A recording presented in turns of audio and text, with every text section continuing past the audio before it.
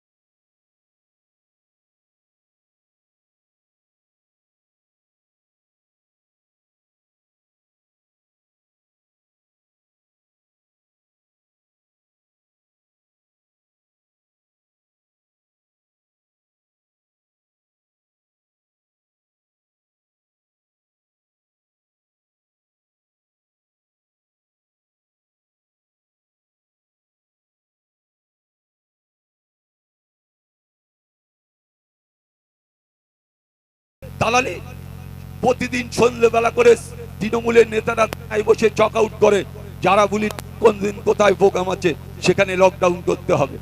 এটা কোন রাজ্যে বাস করছে? এটা পশ্চিমবাংলা, না এটা বিহার, না এটা গুজরাট, না এটা রাজস্থান? আমরা পশ্চিমবাংলায় বাস করছি।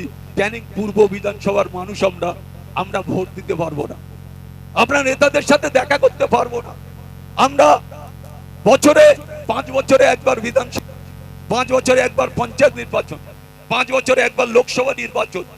এই নির্বাচনগুলোতে এই নেতারা এখন এদের মানে যে চিন্তা লেগেছে যে আমাদের হাত থেকে যদি ঘটি চলে যায় তাহলে আমরা খাবো কি। এই তৃণমূলের নেতারা বলছে যে আমাদের হাত থেকে যদি ঘটি বাটি চলে যায় তাহলে আমরা কি খাবো। এই বিলাসিতা, এই মেয়ের দামি জুতো, মেয়ের 10 লাখ টাকা দামের সোনার হার, বোন একটা 50,000 টাকা দামের শাড়ি, আমরা কোথায় যাব বাবা? তাই আরাবুলের থেকে এখানে হাঁপাচ্ছে তৃণমূল কংগ্রেসের নেতারা, হাঁপাচ্ছে, তাদের হাঁপাচ্ছে যে আরাবুল ইসলাম যদি এখানে যেতে তাহলে বোন শাড়িও কিনতে পারবো না, মেয়ের 50,000 টাকা দামের সোনার জিনিসও কিনতে পারবো না, 40,000 টাকা দামের জুতো। আপনারা জানেন এই ক্যানিং এ যিনি বাদশা ছিলেন 1,20,000 টাকা দামের গেঞ্জি গায়ে দেন, 1,20,000। আর আমরা একটা জামা গায়ে দেয়, এটা 1200 টাকা দাম। আমার প্যান্টটা বড্ড জোর হলে 1600 টাকা। আর উনি ভদ্রলোক এই ক্যানিং এর মানুষের রক্ত চুষে শুষে 1,20,000 টাকার গেঞ্জি গায়ে দেন। অভিষেক বন্দ্যোপাধ্যায় যে গেঞ্জি গায়ে দেন, উনিও সেই গেঞ্জি গায়ে দেন। আমি নাম বলবো? বলুন, আমি নাম বলবো? বলুন তিনি ক্যানিং এর বাদশা। লোকের ক্যানিং এ হাজার হাজার মায়েদের বোনেরা জরির চাল খাটিয়ে বাস করে, আর ওই ভদ্রলোক বলছে ভাঙড়ে গিয়ে আমি সোনার ভাঙড় তৈরি করব। ক্যানিং তো করেছো তো তুমি, ক্যানিংটা তো শেষ করেছো, রক্ত খেয়েছো মানুষের। এখন ভাঙড়ের মানুষের রক্ত খাওয়ার জন্য তুমি সোনার ভাঙড় তৈরি করবে, এটা কোনোদিন হবে না। এটা বাংলার মানুষ, ভাঙড় ক্যানিং এর মানুষ তোমার মেনে নেবে না। এটা ভাবতে হবে। এখান থেকে রক্ত খেয়ে এখন বলছে আমি সোনার ভাঙড় তৈরি করব।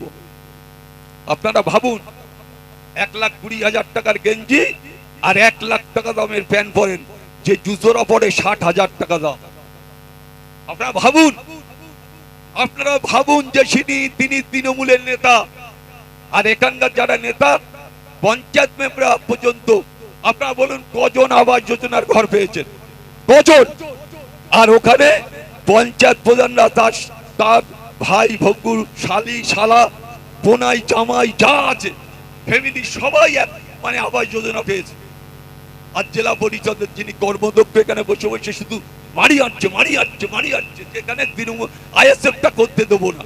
আমি বলি জেনে রাখুন, সেই সব নেতাদের উদ্দেশ্য করে মোস্তানি অনেক করেছো, এবারে মোস্তানি করে বাড়ি ফিরে যেতে পারবে না, এটা জেনে রাখতে হবে। এবারে মোস্তানি করে বাড়ি যেতে পারবে না। এবারে আরাবুল ইসলাম এসছে, এটা জেনে রাখতে হবে। লড়াই আরাবুল ইসলাম করতে জানে, ইঞ্চিতে লড়াই হবে। 1 ইঞ্চি আরাবুল ইসলাম ক্যানিং এর মাটি ছেড়ে দেবে না, এটা জেনে রাখতে হবে তৃণমূল কংগ্রেসের নেতাদের। জেনে রাখুন। আর কি মগের মূল্য 2021 2026, এটা জেনে রাখতে হবে। 2021 নয়, এটা 2026।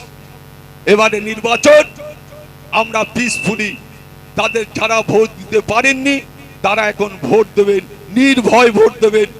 26 তারিখ 29 তারিখ সকাল সকাল উঠবেন, নিজের ভোট নিজে দেবেন, নিজে দাঁড়িয়ে থেকে নিজের ভোট নিজে দেবেন।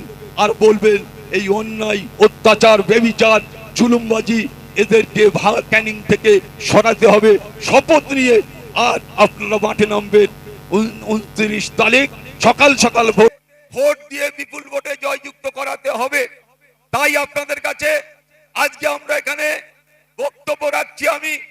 তাই আমি বলবো সবাই আপনারা মনোযোগ দিয়ে শুনবেন, আপনারা মনোযোগ দিয়ে বসুন, আপনারা বসুন। ভাইজান আমি তো আগেই বললাম যে ভাইজান চলে যাবে, তারপরে আমি বক্তব্য রাখবো। কেন বললাম? ওনার কয়েকটা মিটিং আছে, আমাদেরও মিটিং আছে, আমরা যাব। কিন্তু একটা কথা আপনাদের মাথায় রাখতে হবে যে ক্যানিং পূর্বে গণতন্ত্র আছে কি নেই আপনারা ঠিক বলেছেন, বলবেন যে আজকে ক্যানিং পূর্ব বিধানসভা কোনো গণতন্ত্র বলে কিছু নাই। এই জায়গায় কোনোদিন মানুষ ভোট দিতে পারে না। এখনো একটা সেকশন মানুষ তারা এটিএম মেশিন জানে না, যারা আজ পর্যন্ত ভোট দেয়নি তারা এটিএম মেশিন পর্যন্ত জানে না। তাই আজকে আপনাদের দায়িত্ব নিতে হবে, প্রতিটা মানুষের কাছে, প্রতিটা মায়েদের বোনেদের কাছে, বয়স্ক গুরুজনদের কাছে আপনাদের পৌঁছতে হবে যে এটিএম মেশিনটা কি। পাড়ায় পাড়ায় যেতে হবে, বাড়ি বাড়ি যেতে হবে এটিএম মেশিনটা নিয়ে। তাই আপনাদের কাছে বলার আমার যে আমি ক্যানিং পূর্ব বিধানসভায় গণতন্ত্র বলে কিছু নেই। মানুষ ভোট দিতে পারে না, নিজের কথা মাথা তুলে দাঁড়াবার জন্য নিজের কথাটুকু বলতে পারে না। আজকে আপনাদের কাছে সেটা প্রতিবাদ প্রতিরোধ গড়ে তুলতে হবে। আজকে আইএসএফ এর যারা নেতৃত্ব, অঞ্চল নেতৃত্ব, ব্লক নেতৃত্ব, আজকে যারা এখানে দায়িত্ব নিয়ে আছেন, আমাদের তুষারদা থেকে শুরু করে সিপিএম এর অন্যান্য নেতৃত্ব যারা আছেন, তারা তাদের মূল্যবান বক্তব্য রেখেছেন। কিন্তু একটা কথা আপনাদের কাছে আমরা বলি, বেশিক্ষণ নয়, আমরা মিটিং এর কাজ তাড়াতাড়ি শেষ করব।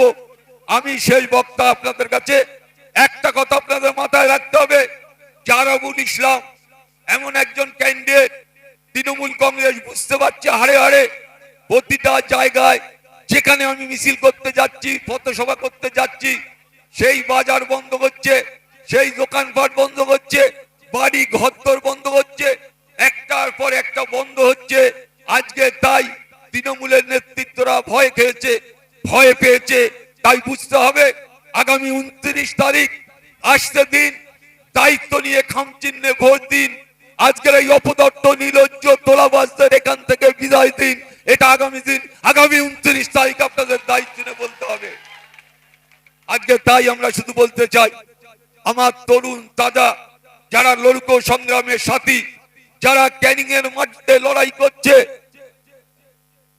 ক্যানিং এর মাটিতে যারা লড়াই করছে, তাদেরকে উত্তর দিতে হবে।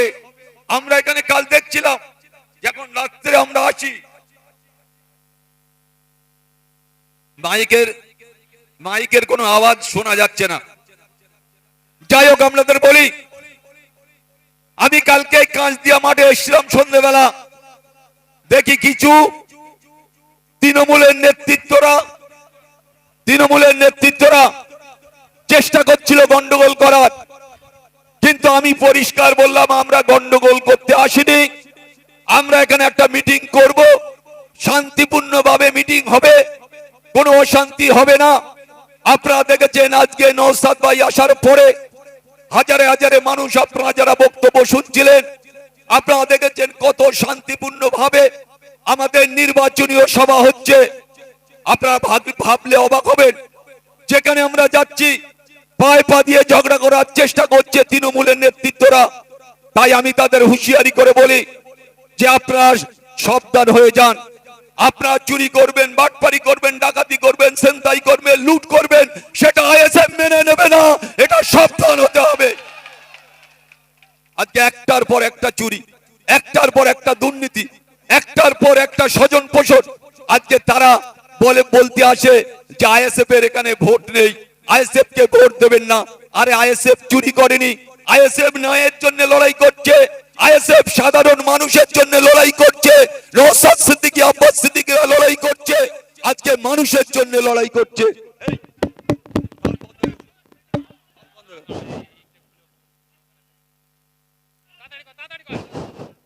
যে কথা বলছিলাম, যে আজকে ওরা ভয় খাচ্ছে যে 29 তারিখ এমন ভাবে সাধারণ মানুষ ভোট দেবেন, তৃণমূলরা ভয় খাচ্ছে যে আমরা এলাকায় থাকতে পারবো কি পারবো না।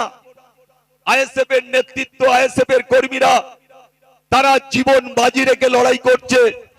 আপনাদের কাছে আমাদের একটা আবেদন থাকবে, আজকে যারা যত বড় কথা বলুক, যত অন্যায় ভাবে আমাদের ছেলেদের উপরে জুলুম করুক, একটার পর একটা অন্যায় ভাবে আমাদের ছেলেদের মিথ্যা কেস দেওয়া হচ্ছে, একটার পর একটা অন্যায় ভাবে আমাদের ছেলেদের উপরে আক্রমণ করার চেষ্টা করছে। আমি আরাবুল ইসলাম বলছি, যেখানে অন্যায় করবে সেখানে প্রতিবাদ হবে, সেখানে আরাবুল ইসলাম যাবে, সেখানে আরাবুল ইসলাম যাবে। যেখানে অন্যায় করবে তৃণমূল পুলিশ, এক শ্রেণীর পুলিশ সম্পূর্ণভাবে ক্ষমতাসীন দলের দালালি করছে। আমার প্রতিটা মিটিং আমাকে রিজেক্ট করছে, সকালবেলা করে আমার মিটিং করতে দেবে না পুলিশ। এই ক্যানিং বিধানসভায় 3টে রবিবার আমার মিটিং ক্যান্সেল করেছে, রিজেক্ট করেছে। প্রতিদিন আমি যেখানে মিটিং করব তার আগের দিন থানায় বসে তৃণমূলের নেতাদের কথা মতো আমার তারপরের দিনের প্রোগ্রামটা রিজেক্ট করছে। আজকের ওরা চাইছে আরাবুল যত প্রোগ্রাম করবে, আরাবুল যত প্রচার করবে, এই তৃণমূলের হার মাত্র